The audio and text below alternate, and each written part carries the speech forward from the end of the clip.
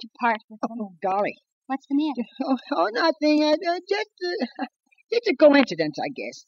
Go ahead, Blondie.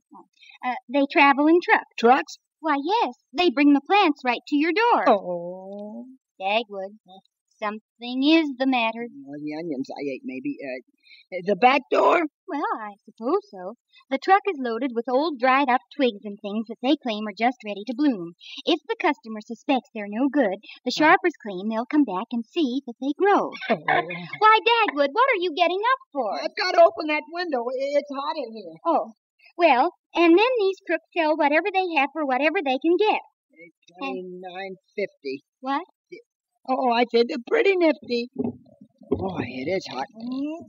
This window is stuck. Of course, the swindlers make the most money out of the sawdust they sell for plant food. Oh, upsy daisy. What are you talking about, Dagwood? Oh, I said upsy daisy to the window. Oh, there. Oh, well, now, come on back to bed. Yeah, just a minute. There. What did you throw out of the window, Dagwood? Oh, it was those old tired beans. I don't get you much good now. That's what Jack's mother did, Daddy. Jack who? Jack and the Beanstalk. He threw some old beans out of the window, and boy, did they grow. Oh, yeah. Well, I guess I'll get some sleep now. I want to be up early in the morning. Don't you get up when I do, Blondie. You want to get up first? Aren't you well, Dagwood? Oh, I'm all right. I'll tell you in the morning. Read me Jack and the Beanstalk again, Mommy. Well, if Daddy's so tired, maybe we just better look over the pictures. Now, come on, get your feet under the blanket. Okay. Tell me the pictures. Well, here's Jack coming home after selling all they had, and with nothing to show for it but some no-good beans. Oh, Are we disturbing you, Dagwood? no. I'm almost asleep. Go on, Mommy. Mm-hmm. And here's Jack's mother throwing the beans out the window. And here's a picture of the marvelous beanstalk that grew up overnight, higher than the clouds, up and up and up. Upsy daisy. What, Daddy? Let him get to sleep. Yeah. And here's a picture of Jack climbing the beanstalk and meeting the giantess. She was nice to him. She certainly was, considering that he tried to steal the giant's fairy harp that could both play and talk. The harp hollered help. Mm-hmm. Help! Help! Shh, baby. Oh, look, here's the giant saying, fee, fi, fo, fum. And look, here's the magic hen that could lay golden eggs. I can do like a hen, Mommy. Listen. What? Do it again. Wow, baby dumpling, that does sound something like a hen. Hey, hen, listen. How's for laying a little golden egg, huh? Oh, I think Daddy's dreaming. Dreaming is Jack up the beanstalk.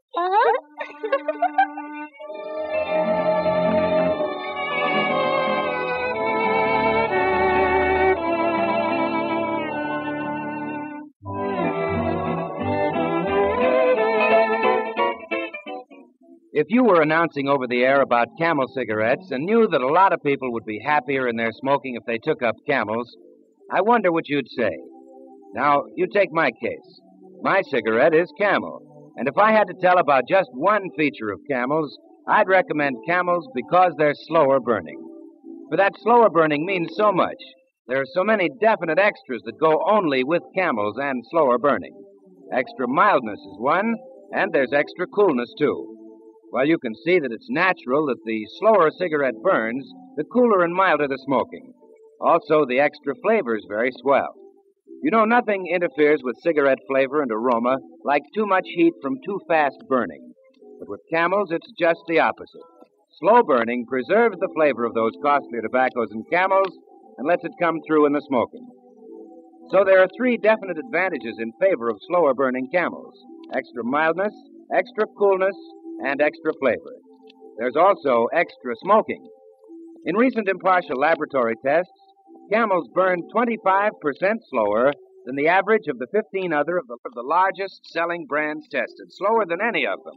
And that means Camels give a smoking plus equal on the average to 5 extra smokes per pack. Slower burning Camels are penny for penny your best cigarette buy.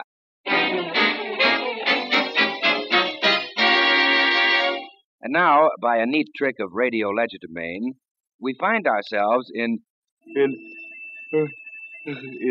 Dagwood's dream. Dagwood Bumstead, calling Dagwood Bumstead. Go away, honestly. That's what I know. Yeah, who's that, Captain Supper? No, this is the Sandman. Well, what can I do for you, Sandy? Why'd you throw those beans out of the window? Huh? Oh, I'll pick 'em up in the morning. Too late, Dagwood Bumstead. Huh? If you don't know those were magic beans, why, you don't know beans. Were they really any good? Let's go down to the garden. No, listen. You see, I'm in bed now, and, Hey! No, I'm not. I'm outdoors somewhere. Oh, to allocate your whereabouts more specifically, we may describe your situation as that of being in a garden. Hey, who's that? I, sir, am one of a family of smooth, kidney-shaped edible seeds, born severally in long pods by certain lagoons. How's that? In other words, it says it's one of the beans. Golly, it certainly talks well for a bean. Well, it's a Boston bean, you know. Huh? Oh, you don't see a slice of brown bread around, do you? Our traditional associate is absent, sir. We are not here in our edible, but in our generative capacity. Pray, proceed. Well, what's it talking about now? The beans want to be planted. Oh, sure. Glad to oblige. I'll just throw a little loose earth over 'em, see? Yeah. Now what? Just sprinkle a little of this upsy-daisy over them and jump out of the way. Jump? You mean they start growing right away? Certainly, upsy-daisy works like magic. Try it. Okay. Let's see. One handful ought to do the trick, huh? There. Look out. Oh. Hey, I'm caught in the branches. Help!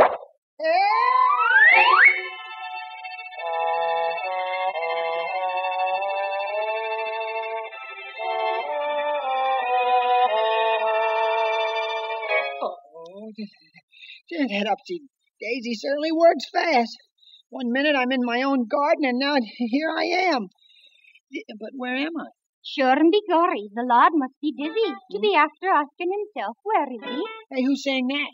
Look at the tree, and whatever ye see, leaning against the bark, that's me. Hey, all I see is a harp. Well, what do ye think I am? Oh, I mean the kind of a harp you can play music on. Oh, a harp that can talk and play by itself. Oh, hey, I bet Baby Dumpling would like that. Maybe he would, maybe he wouldn't. But even if I wanted to go, I couldn't. Why not? The giant has me under a spell. If anyone touches me, I have to yell. Oh, this must be the giant's harp, huh? Well, how loud can you yell? Huh? Oh, well, I guess the giant wouldn't hear that. Come on, let's go. Don't touch me now, or I have to yell. It's something that I cannot help. Look out. Huh? Look out. Oh, gosh. Oh, the giant. Legs. Take me away.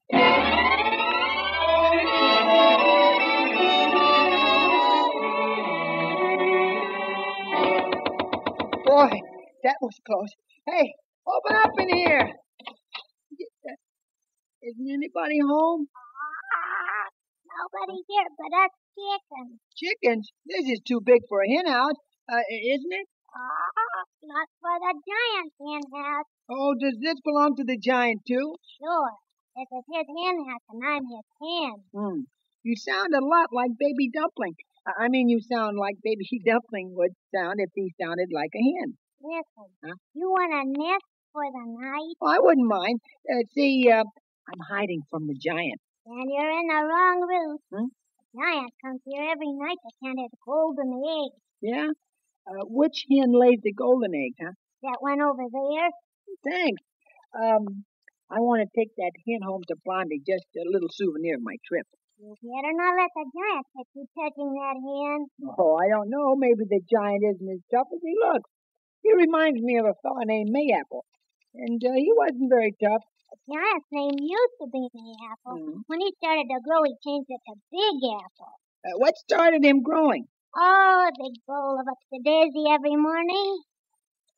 crispy, crunchy bowl of upsy-daisy every morning will certainly give you rosy cheeks and lots of energy. Oh, hey, turn that off. Now here's how you can make your own upsy-daisy. Huh? Just grind up a nice piece of 2x4 and a pint of cream. Oh, well, that's the first time I ever heard of a radio in a hen house. Anything can happen in a dream. Well, if I'm dreaming, I think I'll take a few golden eggs and go home before I wake up. You better hurry. I hear the giant coming now.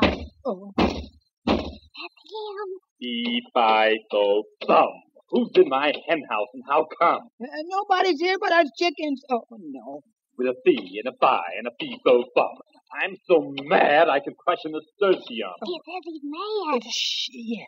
Let me in here for pity's sake or I'll pot your hair with a garden rake. Listen, unlock that door, and when he opens it, I'll run between his legs and find the beanstalk. Okay, ready? Yes. 1, 2, 3.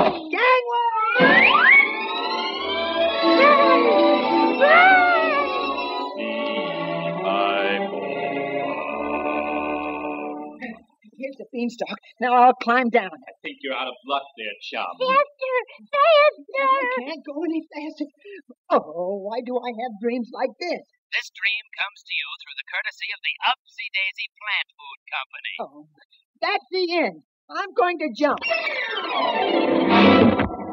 Oh, Dagwood, for goodness sake, wake up. Look right out below. I'm falling. You have fallen out of bed. Huh? Oh, where am I? You're in your own bedroom, Dagwood, and it's time to get up. Morning? Yeah. Hey, look, it's sunshine. I know. Hey, Blondie, you know what? I just had a sponsored dream. Well, you'd better get up now. Mr. Mayapple is downstairs. Mayapple? Oh, how big is he? Oh, just an ordinary-sized man. Why? I dreamed he was a giant. He seems like a very nice man, Dagwood. Nice? Oh, no, Blondie. Why, he's the one that sold me all that stuff. You know, that truckload of plants that probably won't grow and some of that sawdust plant food. You must have dreamt that too, Dagwood. Mr. Mayapple isn't that kind of a man at all. Why, just look out the window. Out the window? Are those beans growing? Why, not yet, silly. Oh, I guess I am a little mixed up. Do you like that stuff I bought last night? If you ask me, you got a bargain. Look down there. Oh, golly. Hey, Mayapple's spading up the whole garden. Mm-hmm. Oh, gee, I love the way earth smells in the spring. I want to dig in it too, Dagwood. Me too, Daddy. Look, I got my overalls on. Yeah. Good morning. I'm glad you're not a hen anymore. A hen? Yeah, he was a hen and you were a harp. Oh, boy, that was some dream. It must have been. Come on, Daddy. Hurry up or that man will have the garden all done. Yeah. Mayapple needn't think he's going to have all the fun. Hey, Mayapple, wait for us now. I'll go down and tell him, Daddy. Okay. I'm going to tell you to leave room for a little rabbit house just in case. Oh, this year we really will have a garden, won't we, Dagwood? You bet, honey. What's the use of paying all kinds of prices for vegetables when you can raise them yourself? And flowers. If we grow more than we can use, we can give them to people. Sure. I bet people will be hanging over the back fence looking at our flowers this year. Of course, it'll take a little work, Dagwood. Oh, I don't mind working in a garden, honey. I can get up a little earlier every day, like this morning. Mm-hmm. And I can buy a little gardening smock and a shade hat and some gloves and work in the afternoon. And I can get in a lot of work evenings before it gets dark. Oh, I bet we have a lovely garden this year. I bet it will be the best garden on Shady Lane Avenue. Well, folks, spring has really come to the Bumsteads. And we invite you to join us in another visit to the Bumsteads with Penny Singleton as Blondie and Arthur Lake as Dagwood next Monday at the same time. Let me also suggest that you listen to Camel's other standout shows. On Saturday, there's Luncheon at the Waldorf with Ilka Chase. You'll find it a new high in daytime entertainment. On Saturday night, tune in and hear Bob Crosby and Mildred Bailey featuring Music with a Heartbeat. That's a tip for your radio pleasure. And for your smoking pleasure, try Camels. You'll find more pleasure per puff, more puffs per pack. This is the Columbia Broadcasting System.